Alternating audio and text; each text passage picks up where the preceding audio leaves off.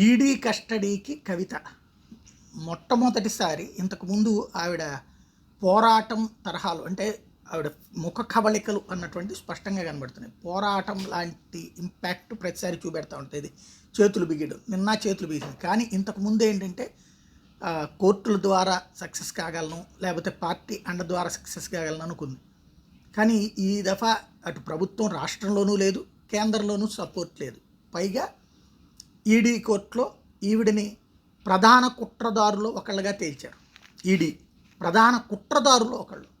అది అత్యంత ప్రమాదకరమైనటువంటి అంశం. అది ఒక్కసారిగా ఆవిడికి షాక్ అయింది. ఎందుకంటే కుట్రదారుల్లో ఏది ఎవరో చేసిన కుట్రలో ఈవిడ పాలు పంచుకుంది అంటే ఉండే సీరియస్నెస్కి ప్రధాన కుట్రదారులు ఒకళ్ళు అనడానికి చాలా తేడా ఉంటుంది. అది ఇప్పుడు ఆందోళన కలిగిస్తుంది.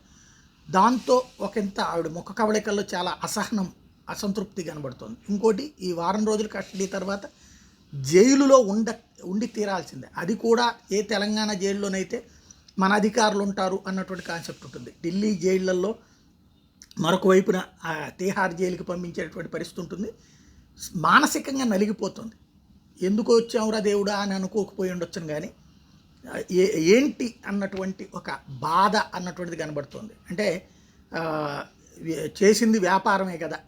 ఇప్పుడు ఇతరులు కూడా ఇదివరకు వ్యాపారాలు చేసిన వాళ్ళని దొంగలన్నీ చెప్పాం కదా.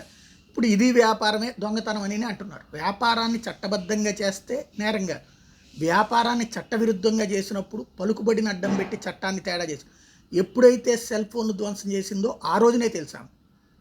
అక్కడ ఇప్పుడు జరుగుతున్నది ఆమె ముఖ కవళికల్లో మాత్రం చాలా తేడా కనబడుతుంది.